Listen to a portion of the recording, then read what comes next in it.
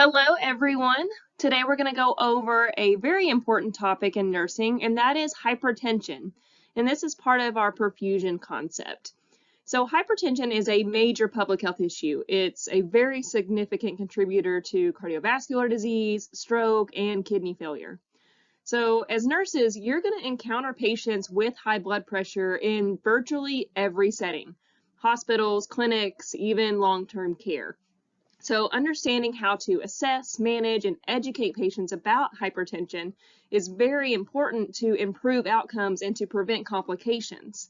So throughout this lecture, we're going to break down what hypertension is, how it develops, who is most at risk, how to diagnose and treat it, and the most important here, the role that nurses play in patient care and education.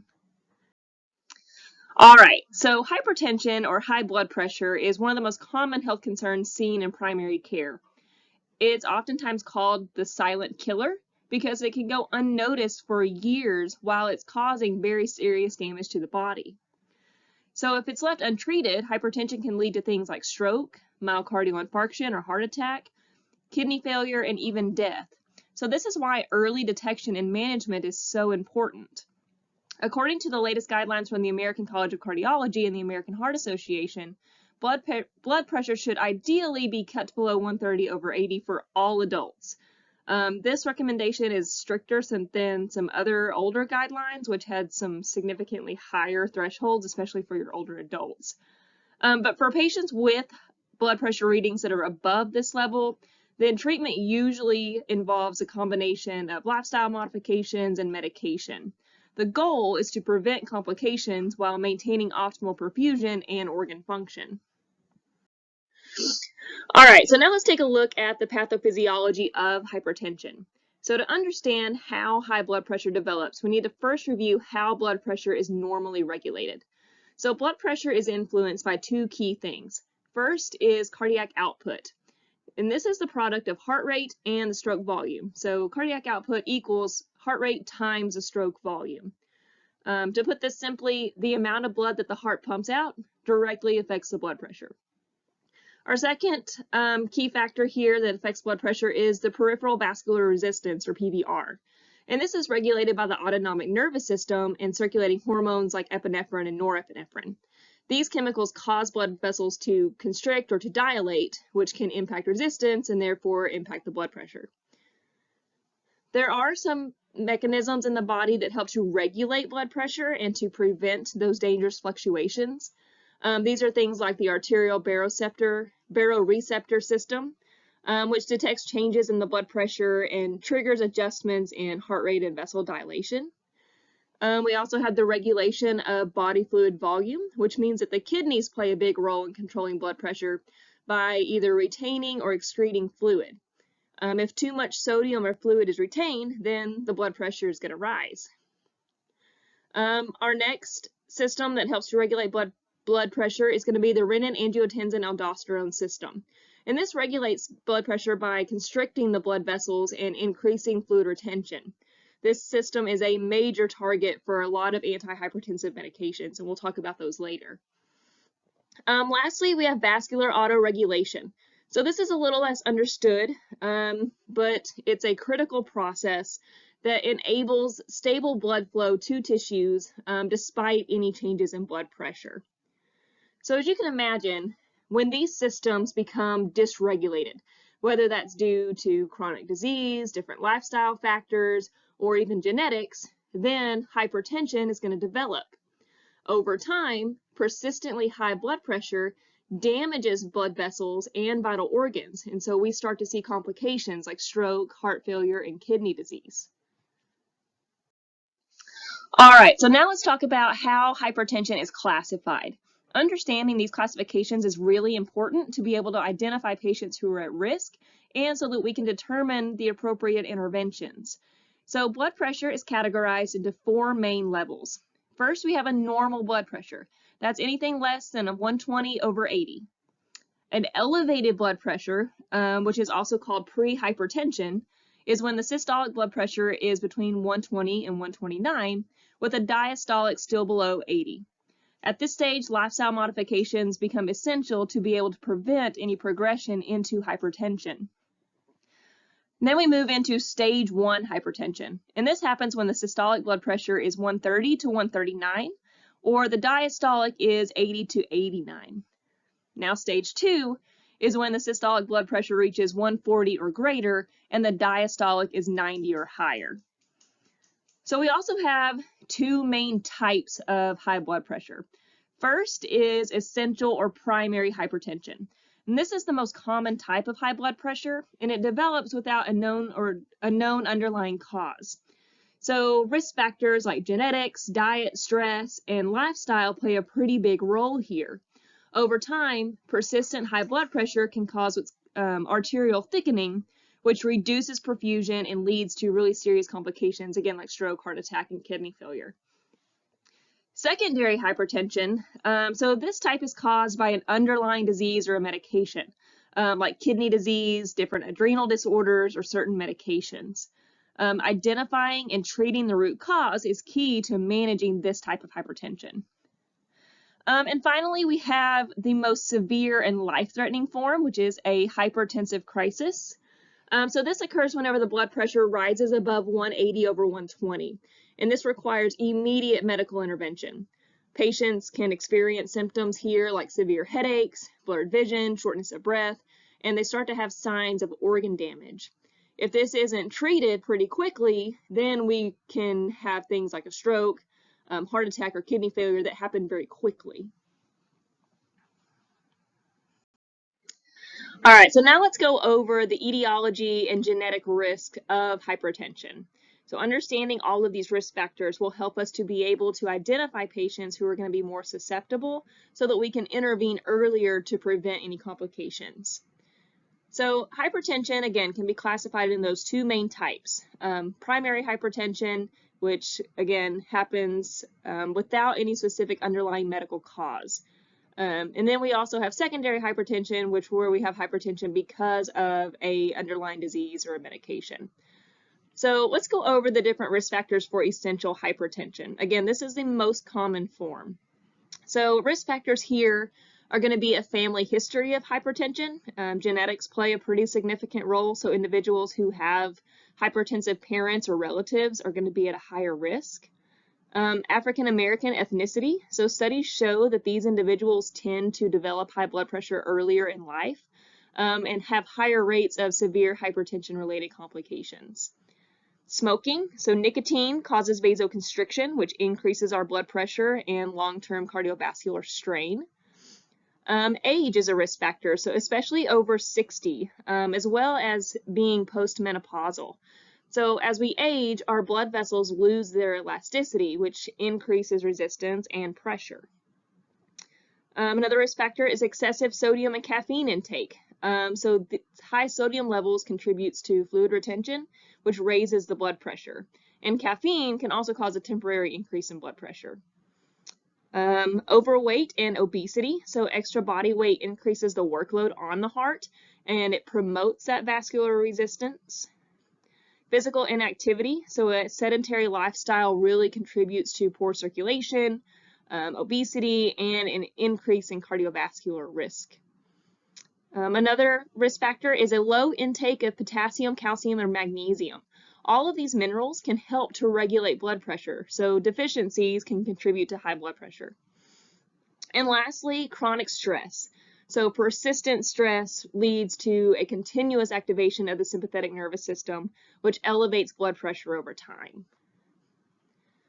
All right, moving into our risk factors for secondary hypertension. Again, this is from an underlying disease or medication, so it's different than primary hypertension. So our common causes here are going to be things like kidney disease, because as we know, the kidneys play a big role in regulating blood pressure, and conditions like chronic kidney disease can lead to hypertension. Primary aldosteronism, so this condition results in too much aldosterone, which causes sodium and fluid retention. Also, a pheochromocytoma. So this is a very rare tumor of the adrenal glands, and it causes excess secretion of catecholamines like epinephrine, which can lead to very severe hypertension. Cushing's disease. So with Cushing's disease, we have too much cortisol levels, which can cause fluid retention and therefore increases our blood pressure. Coarctation of the aorta. So this is a congenital condition where the aorta is narrowed. So as you can imagine, this is also going to increase blood pressure in the upper body. Brain tumors and encephalitis. So these conditions can disrupt blood pressure regulation in the brain. Pregnancy, so conditions like preeclampsia can cause dangerously high blood pressure in our pregnant individuals. And lastly, medication. So certain drugs like estrogen-containing birth control, glucocorticoids, mineralocorticoids, and sympathomimetics, as well as erythropoietin, all can raise the blood pressure. So by recognizing all of these risk factors, we can help to screen, educate, and implement the prevention strategies for those patients who are at risk. All right, so now let's get into health promotion and maintenance. So I know when we think high blood pressure, we think, oh, high blood pressure medications. And it's not just about that. We need to make some lifestyle changes for these patients to promote heart health and so that we can reduce long-term complications. And so we play a really big role in patient education and helping our patients adopt different evidence-based strategies to lower their blood pressure naturally. So we're going to go over some of the most effective ways to prevent and manage hypertension. And first is going to be achieving weight reduction. So even a small weight loss, especially in those who are overweight or obese, can have a significant impact on their blood pressure. Patients need to aim for a combination of both a calorie reduction and an increase in their physical activity every day to gradually have that sustainable weight loss. Second, we can adopt the DASH diet. So this is the Dietary Approaches to Stop Hypertension diet, and it's been shown to significantly lower blood pressure. It emphasizes fruits, veggies, whole grains, and lean proteins while reducing the intake of processed foods, added sugars, and those saturated fats. This type of diet also increases some of those key minerals, like, again, potassium, calcium, and magnesium, all of which, as we know, helps to regulate our blood pressure. Third, we need to reduce that dietary sodium, because as we know, sodium leads to fluid retention and therefore an increase in their blood pressure. So the goal is to limit sodium intake to less than 1,500 milligrams per day. That's less than a teaspoon of salt, guys. So patients need to be encouraged to read food labels and to choose the low sodium alternatives. And lastly, increasing physical activity. So regular exercise strengthens the heart and it improves circulation.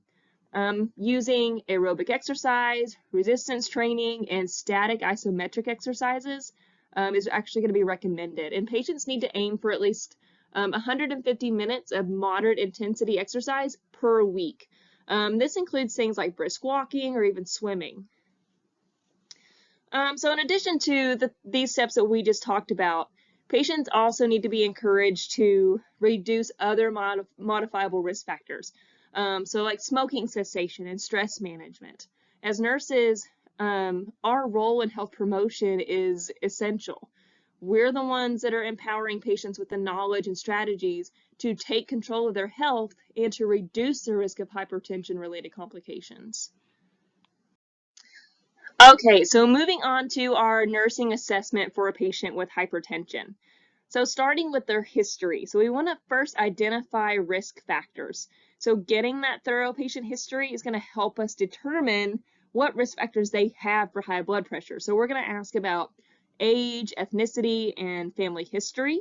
We're going to ask about the patient's dietary habits, including their average calorie, sodium, and potassium intake. We're going to ask about their alcohol consumption and their exercise habits, their personal history of any kidney or cardiovascular diseases, which could indicate a secondary hypertension. And we also want to ask them about any current medications that they're taking or any illicit drug use, because some substances, as we know, can raise blood pressure. Moving on to our physical exam. So this is where we actually detect symptoms. Most people do not have any symptoms whenever they're first diagnosed with hypertension. However, some people do have some physical signs that they may kind of brush off and not realize are related to having high blood pressure. Things like headaches, facial flushing, and dizziness or fainting. So whenever we're taking a patient's blood pressure, it's important that we always use an appropriately sized cuff so that we don't get any false readings. And also, we need to be aware that some patients have what's called white coat syndrome, where they have anxiety during a medical visit and then they have a temporary spike in their blood pressure. Our third thing we're going to assess is the psychosocial assessment. So here we're just evaluating their stress as well as their coping strategies, because as we know, stress is a major contributor to hypertension. So we need to ask them about any job-related, economic or financial, or just life stressors that may be impacting their blood pressure. And again, those coping mechanisms, we need to assess those to see if they have the ability to adhere to their treatment. And lastly, we're going to assess the lab studies and diagnostics. So this is kind of where we're assessing more so the secondary causes. There's no single lab test out there that can diagnose hypertension, but we can assess for any underlying conditions. So getting a urinalysis might show protein and red blood cells, which could indicate there's some kidney damage. An elevated BUN and creatinine level also help to evaluate the patient's kidney damage. And lastly, we can get x-rays and EKGs. So with these, we can detect any heart enlargement and any changes that may have been caused by long-term high blood pressure.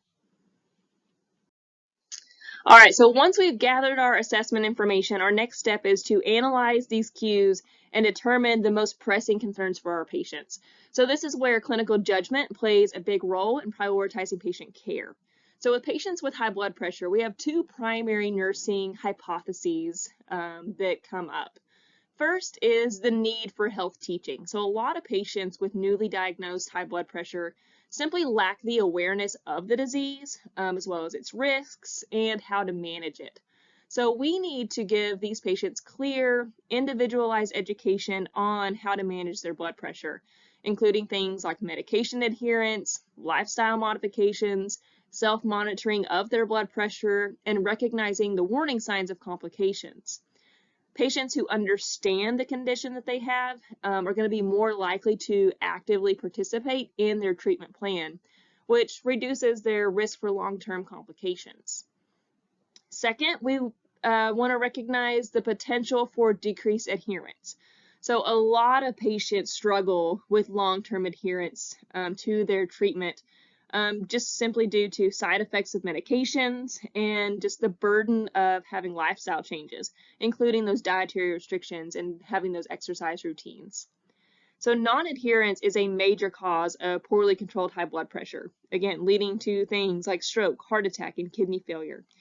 So we need to assess any barriers to adherence, and we need to provide support and different motivational strategies to help our patients stay committed to their care plan. Okay, so now that we've gone over the key priorities to manage hypertension, let's move into our nursing planning and implementation phase. So our goal is to educate and support patients in making those sustainable changes that are going to improve their blood pressure and their overall health. So first, we want to teach about those lifestyle changes that they need. And this is really the foundation of high blood pressure management. So these modifications can significantly reduce blood pressure and decrease the need to take medications. So again, restricting that dietary sodium, again, the recommended limit is going to be less than 1,500 milligrams a day. So we need to encourage patients to read those food labels and opt for fresh and unprocessed foods. Also, we want our patients to reduce their weight. This, along with a heart-healthy diet combined with regular exercise, is going to be the key. So kind of going off that diet, again, we're going to help these patients adopt that DASH diet. So again, focusing on things like fruits, veggies, whole grains, and lean proteins while limiting saturated fats and processed foods. Also increasing their physical activity. So again, aerobic exercise, strength training, and flexibility exercises for at least 150 minutes a week. We want these patients to limit their alcohol consumption to no more than 1 drink per day for women and 2 for men. We want to teach these patients to stop smoking and stop any tobacco use because nicotine raises blood pressure. And lastly, we want to help these patients practice stress reduction techniques. So mindfulness, deep breathing, yoga, and therapy all can help reduce stress-related blood pressure elevations. Then we also have some of our complementary and integrative health strategies that we can utilize. So some patients may be interested in these to supplement their conventional care. Evidence varies on these, but some options that are out there are going to be the use of garlic, coenzyme Q10, and fish oil. Fish oils contain a lot of omega-3s. So these supplements have cholesterol lowering and mild blood pressure lowering effects. But we need to teach our patients that they need to talk with their doctor before they start these too. Also, things like biofeedback, meditation, and acupuncture all can help patients to manage stress and improve their cardiovascular health. We need to, with these though, emphasize that these are just complementary therapies. They're not going to be substitutes for the prescribed treatments, but they're good to be used alongside our conventional hypertension management strategies. All right, so in addition to all of those lifestyle modifications we just talked about, drug therapy is oftentimes going to be required to help manage high blood pressure effectively. So we need to understand common antihypertensive drug classes, their mechanisms, and important patient education points. So we're going to go over a few of the primary classes of high blood pressure medications. And first is diuretics. So this is a first-line treatment. These medications help reduce blood volume because they increase urine output, which is going to help to lower the blood pressure. We have a few different types of diuretics. First are our thiazide diuretics, like hydrochlorothiazide. This is oftentimes going to be the first choice medication, just due to its effectiveness and its affordability. We also have our loop diuretics, like furosemide. These are used for patients who need stronger diuresis. But again, we need to pay attention with this because these really lead to electrolyte imbalances like low potassium. So with our diuretics as nurses, we're going to be monitoring for dehydration, hypotension, and electrolyte imbalances. And we want to teach patients to increase potassium-rich foods, especially if they're taking a potassium-wasting diuretic like furosemide. Second, we have our calcium channel blockers. So these are, for the most part, we think about these as being our pine medications or peen medications. So amlodipine, nifedipine, but we also have like verapamil and diltiazem. So these drugs help to relax the blood vessels by preventing calcium from entering smooth muscle cells. So important education here, we want to teach patients to avoid grapefruit juice, especially in like your felodipine and nifedipine drugs, because it can interact dangerously with these medications. Also with these types of medications, calcium channel blockers, we want to assess for any swelling or dizziness or irregular heartbeats.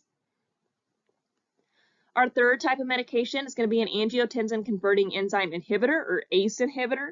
And these are our pril medications, so lisinopril, captopril, and enalapril.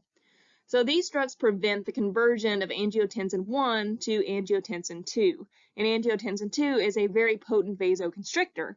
So you can see if we prevent this conversion from happening, then we're going to reduce vasoconstriction and as well as reduce fluid retention. However, these medications oftentimes have some pretty common side effects. Patients can develop a nagging, dry cough that can be really persistent. And if they do, then they need to go talk to their doctor because we may need to discontinue this medication and try something different. Also, another side effect of ACE inhibitors is angioedema, which is the swelling of the face, lips, or throat. And this is a medical emergency. And I know people think, oh, well, they just had an allergic reaction, maybe the first or second time they've taken this. Honestly, with like lisinopril is probably one of the most common culprits.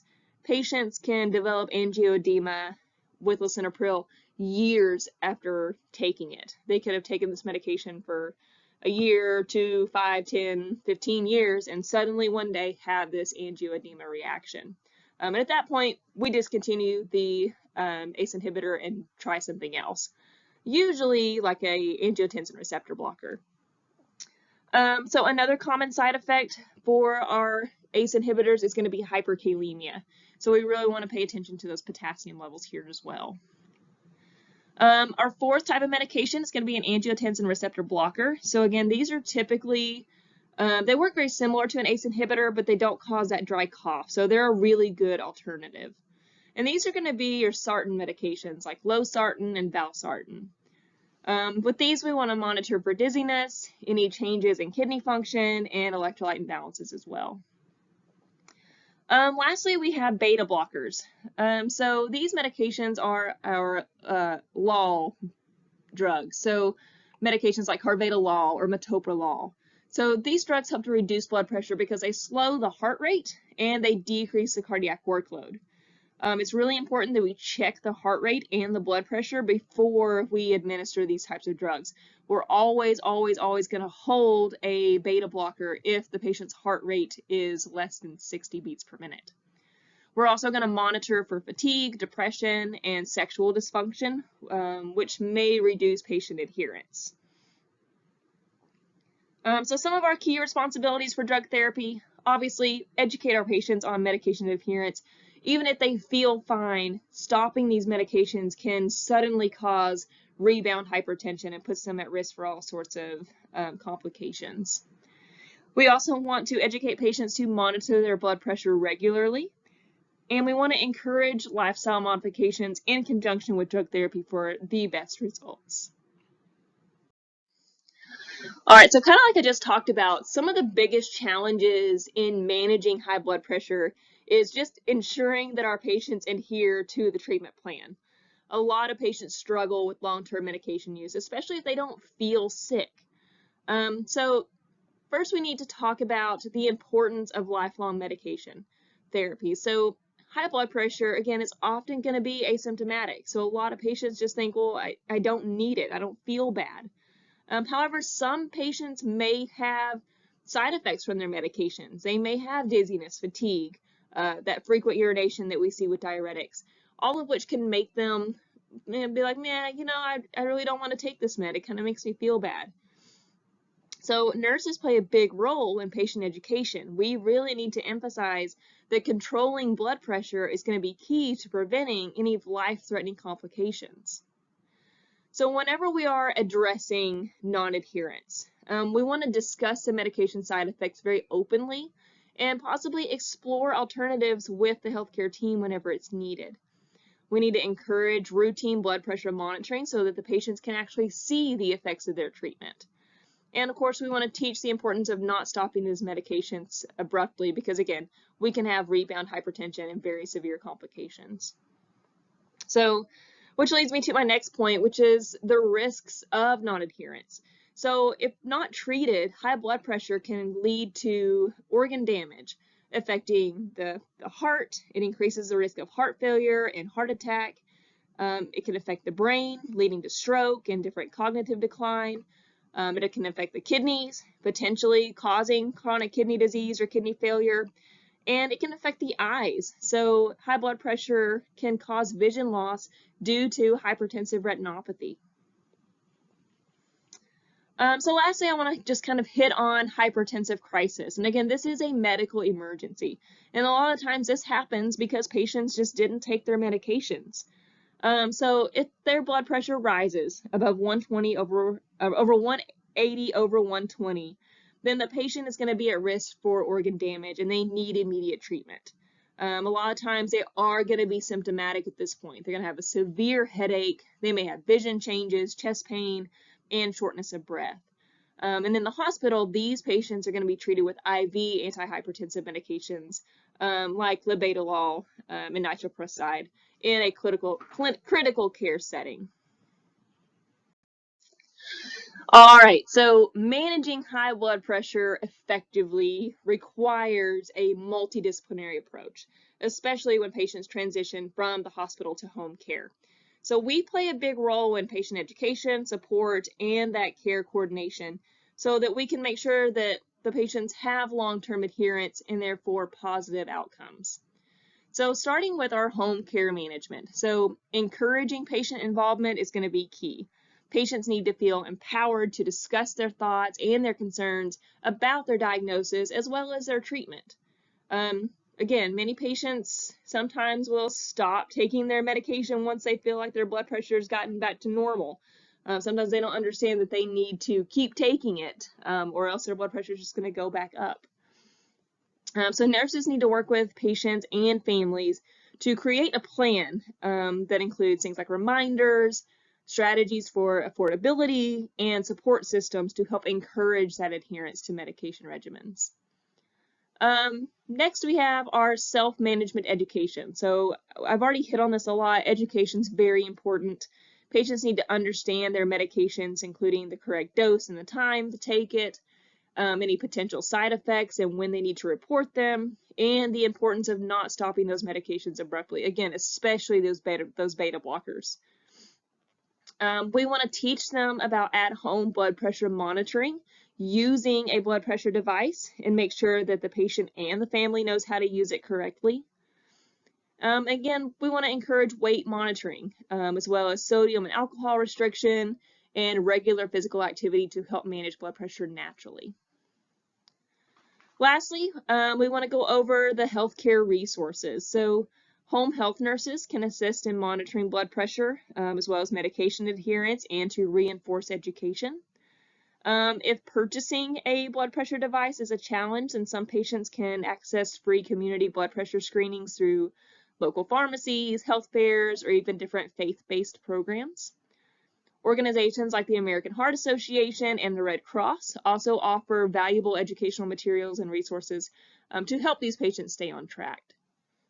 So ultimately, successful hypertension management requires a collaborative effort involving the patient, the family, the nurses, the healthcare team, physicians, as well as community resources. So by reinforcing education, providing that ongoing support, and addressing any challenges, we can help patients maintain long-term blood pressure control and prevent any complications. And that's all I have for this lecture. Bye, guys.